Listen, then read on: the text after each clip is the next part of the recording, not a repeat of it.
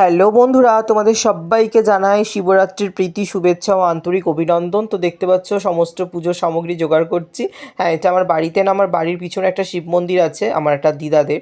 তো ওরা প্রতি বছরই বলে পুজোর একটুখানি জোগাড় করে দেওয়ার জন্য, প্রতি বছর করে দিই, সেটাই করতে এসেছি।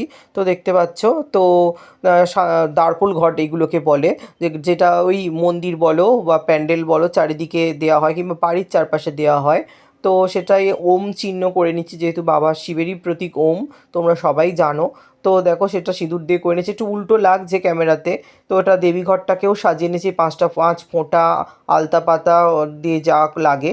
তো দেবীঘটের জন্য শুধু ডাবটা আর বাদবাকি দ্বারপোল ঘট যেটা চারদিকে দেওয়ার নিয়ম, ওরা ওরা কলা নিয়ে এসেছিলো, সেই কলাতেও 5 ফোঁটা দিয়ে নিলাম। আর দেখো ডাবটা কত সুন্দর দেখতে হয়েছে, ওম চিহ্নটা একটু উল্টো লাগছে আগেই বললাম।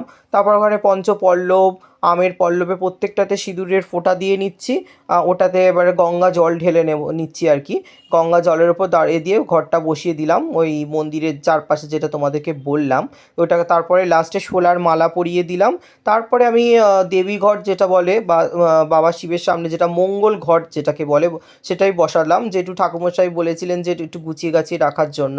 তো দেখো কাদা দিলাম, বেলপাতার ওপরে কাদা দিয়ে পঞ্চশস্য, তারপরে পঞ্চগুঁড়ি দিয়ে ঘরটা বসিয়ে ওতে জল দিয়ে নিচ্ছি, এবং তারপরে পঞ্চপল্লব দিয়ে নিলাম। তার ওপরে ওই পান সুপুরি দিয়ে দিলাম আর কি। তারপরে ডাবটা বসিয়ে দিলাম, তারপর পৈতেটা পরিয়ে দিলাম। যা যা আমি জানি সেটা, ভুল ত্রুটি হলে তোমরা আমাকে বলো যে ভুল ত্রুটি হয়েছে। তো ঘটের গামছাটা একটু সুন্দর করে দেওয়ার চেষ্টা করছি। তারপর আমার অনেকে মালা দিয়ে নিয়েছে, তো এটা আমি মালা দিইনি, যাই হোক যারা যারা মন্দিরে দিয়ে গেছে সেটাকেই আমি সাজিয়ে গুছিয়ে নিচ্ছি। তো দেখে বলো যে আমার সাজানো গোছানোটা কেমন হয়েছে। প্লিজ প্লিজ আমাকে কমেন্ট করে জানিও, আর তোমরা কারা কারা শিবরাত্রি করছো তাই একটু বলো।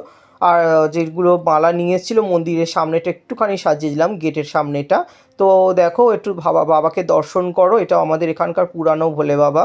তো দেখে বলো যে আমার সাজানো গোছানো কেমন হয়েছে, ঘট বসানোটা কেমন লাগছে দেখতে, জানাতে একদম ভুলবে না।